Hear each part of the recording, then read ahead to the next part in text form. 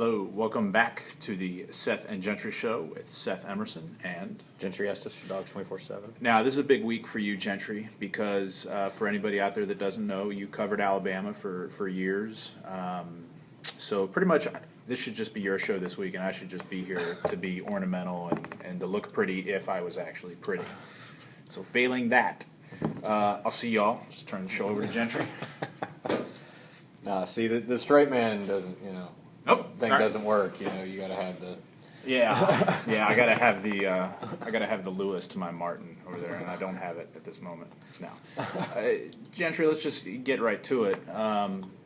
What's your take on this game? Do you see when the line comes out and it says that Alabama's a favorite by a touchdown, and most people do expect Alabama to win this game? Does that sound you as about right, or do you think Georgia's not quite getting enough respect, or what? It's interesting to me to see the build-up to it. I think most people would look at Alabama and say national champs, number one all most of the season.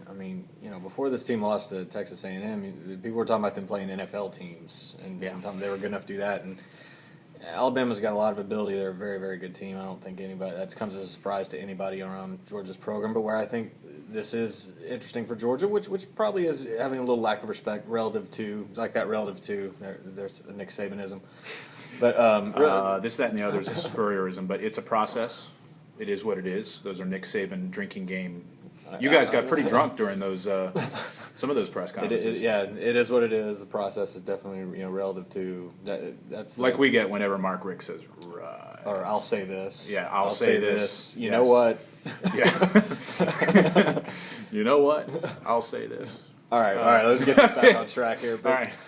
But no, I think if you're Georgia, there probably is a little lack of respect, and you would expect that against the national champs and a team like Alabama that has such a high national profile. But if you're Georgia, you love the opportunity. This is a chance Georgia hasn't had in a while. To Georgia, then, do you think that them being in this game a second straight year helps them? I asked a few guys that in the locker room after the game, and there was some feeling that yes, it will help them. But then Mike Bobo also had a good point that Alabama has also played in some big games. They didn't play in this game last year, but they played in a little thing called the BCS Championship. Yeah, and Alabama has a track record under Nick Saban of playing very well in games like this. And I think it will help Georgia, though.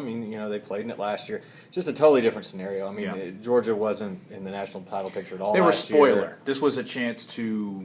Yeah, they were the Cinderella team. Yeah. And this year's totally different. The stakes are the same for both teams. It's all there. It's so.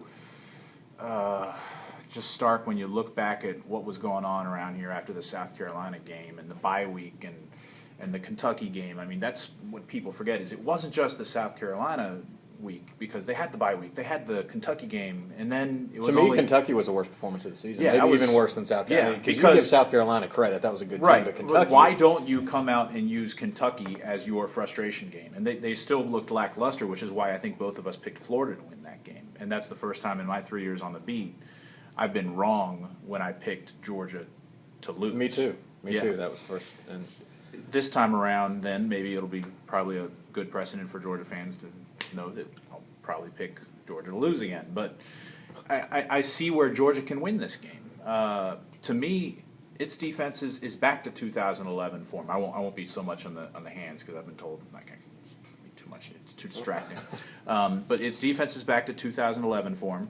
A little bit better. If you ask Todd Grantham, I don't quite know about that. Aaron Murray's just slinging it at will when he can be blocked. You got Gurley and Marshall. We know all about them. And the special teams hasn't even made a boneheaded mistake lately. Special teams have been pretty good lately, actually. It all comes back to the line. The O-line needs to give Murray time, especially, but also provide the holes. If the line can do that, Georgia can win this game. But the memory of that South Carolina game still, because Florida's specialty wasn't pass rush, but Alabama's got some guys that can rush the ball. Absolutely, and actually, I agree with every bit of that. I think the game will totally hinge on up front. I think as you look at these two teams, they are pretty similar, and I think 3-4 defense, pro style offense, and just in terms of personnel, Alabama has better players if you want to go 1 through 85. Because they have 85 players, number one. They have 4- and 5-star recruits all over their second and third string. They have the depth. a lot more so than Georgia does. But if you're talking about the starting 22, I think Georgia is very competitive, in some cases better than Alabama, with the exception of the offensive line. It's kind of hard to tell because so many of Alabama's best players on defense are underclassmen and whatnot. But Georgia has more. Everyone says the Todd McShays, the Mel Kipers of the world all say Georgia has the most defensive talent in terms of pro-ready right now in the country. And they've got some talent on offense, starting with Aaron Murray. We'll just touch on this really quickly. Found out Monday that he's not going to speak to the media all week. You and I just kind of both are of the same mind on this, which is, it'd be great to talk to him this week. I think that... But he's never blown off an interview in the 3 years. There's only so many times you can ask the kid about signature wins and playing well in big ball games. He doesn't want to hear it again, and I don't blame him. I think before the Florida game it was starting to get to him a little bit, and that honestly didn't surprise me. It is a little ridiculous because, and I've gone through this, and I think you have too, there's been some games he played well against really good teams and they lost, especially in 2010, and he did it as a freshman. So...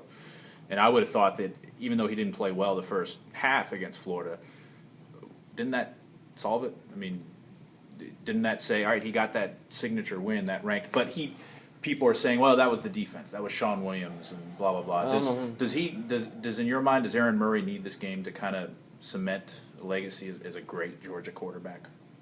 Yes, but only because it's about winning a championship. That's what he hasn't done. He hasn't. I mean, they've won the SEC East a couple of times, but he has not won an SEC championship. And to do that and have a chance to play for a national championship, yeah, I think that would do it. And I don't think there's any doubt they're going to have him play not just good but great. Is there anything about him in big games, Gentry, or is it just purely a result of the line? I mean, I think you could kind of say it's a little combination of both, that he presses when he doesn't have time. I agree. And when he has time to throw, he just gets really comfortable in the pocket and whoosh, there goes the ball. Here's the thing about this game. And historically, Saban's teams, and I covered Alabama from 07 to 2009, so I did cover their first national championship team and kind of saw the growth of that program under Saban. And historically, teams that have given them trouble are teams with good quarterbacks who can hurt you throwing the ball. And LSU did not last year. Right. And I think not many teams have given them trouble. 2010, Stephen Garcia had a great game for South Carolina and beat them. I mean, there's been a couple instances. Tim Tebow stepped up a lot in the 08 SEC championship game. But Murray is going to have to be that guy, and as you said, he's going to have time to do it. This game will involve a brand of football that Georgia, to be honest, has not seen this season, and they've not seen it in a while. Alabama is an extremely physical team. They try to dominate you up front. They are able to dominate you up front, and they're just able to straight up out-execute you. These teams are very similar in the fact that they're not going to try to out-trick you most of the time. Right. They think they can Saban just talked about that Sunday night. You know what Alabama's going to do, and you just got to stop it. And I think that if Georgia plays their absolute best, limits turnovers, and is able to go toe-to-toe up front, they have a chance to win this game. But I'm telling you, it's going to take their best game. So what do you do if you're Georgia on offense? Are you spreading it out like they were earlier in the year and running or passing to set up the run? What are you doing to make sure that your line can not be a factor in a negative way? Well, what they didn't do at South Carolina, they weren't very good at getting rid of the ball quickly. There wasn't a 1-2-3 throw. There was. Yeah. It just took too long. Plays were developing too slow, be it run, be it pass. They just didn't have a great plan for that game. Alabama is good enough in their front seven to overwhelm Georgia in such a way if they don't have a better plan. I think that you're going to need a lot of quick throws. You're going to need a lot of balls to players in space. I think what makes this team much more capable of winning this game than the team was last year is the big play ability. If you're Murray... And if you're Bobo and Rick, you are telling Murray, just take the sack. If the guy's coming, don't throw it. Just take the sack, because you know what? These running backs and this passing offense in general has an ability to take a little 5-yard play and go the distance, as we've seen from Gurley and Marshall all year.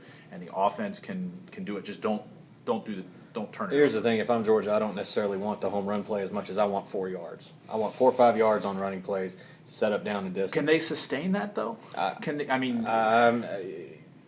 They have not done that against some of the better defenses they played this year. And that's why I say I think if Georgia's going to win this game, it's not going to be by dominating time of possession and doing the 4 yards in a cloud of dust or whatever. I think it's going to be big plays. It's going to be Gurley getting that 80-yard run that you're not expecting, and Tavares King getting downfield and Murray hitting them in stride. And here's the thing about Alabama: they don't have their offense is better this year than it was last year, but their defense is not as good. Right. They don't have Mark Barron and Drake Kirkpatrick in particular back there in that secondary. The secondary is a lot more of a liability than what Nick Saban has typically had at Alabama. And I think that if Murray does have time, a good plan, and plays well, he'll throw for yards on this team. And I think this is what concerns probably Nick Saban the most, being a defensive guy who coaches the secondary. And Murray is a good enough, that goes back to the teams that have had success against Saban's defense at Alabama in the past. They have been able to throw the ball consistently. And I think Georgia's able to do that. That's the one thing that I think gives Georgia a pretty above-average chance in this game. However, they're going to have to play up front better than they have been. The offensive line cannot have these sacks. They can't have a lot of pressure. We're back to, as we wrapped up this video, we're back to talking about what we started out in terms of breaking down this game. It's about whether Georgia can block. I have a hard time picking against a team that can run the ball and stop the run. And Alabama can do both those things, and that's why nobody ever beats them. But Georgia has the defensive talent, and they're back to playing the way they were last year when they were at their best, that I think if the offense can play at least close to the way they have all year, Georgia's got a chance in this game. And I just make one more point, and we're getting pretty long on time, though. But what I do like a little about Georgia's attitude, and we talked to some of the guys on Saturday, and we've seen this, is they're not intimidated. They're not scared. They think they belong in this game. They're eager to play a team like Alabama. They weren't. They were saying all the right things and similar things before South Carolina, which is why I was kind of fooled into picking them. And then when the game started, they unraveled. But having gone through that, they may not unravel as quickly this time, and it won't be as partisan an atmosphere. What's different to me in this one is Alabama is the kind of program that I think they have won a lot of football games before the ball's ever even kicked off. Yeah. Teams just being intimidated. And I don't think Georgia's going to be intimidated. I think there's a lot of confidence on this team, and they've wanted to play Alabama. They were supposed to be on Georgia's schedule this year. They were supposed to be on Georgia's schedule next year. The SEC removed them. And I think there are a lot of guys on this team that wanted to test themselves against Alabama and see where they stand up, and they're about to find out. All right, everybody, we'll see. I don't know if we'll see you next week, but we'll see you at some point down the line. Talk to you later.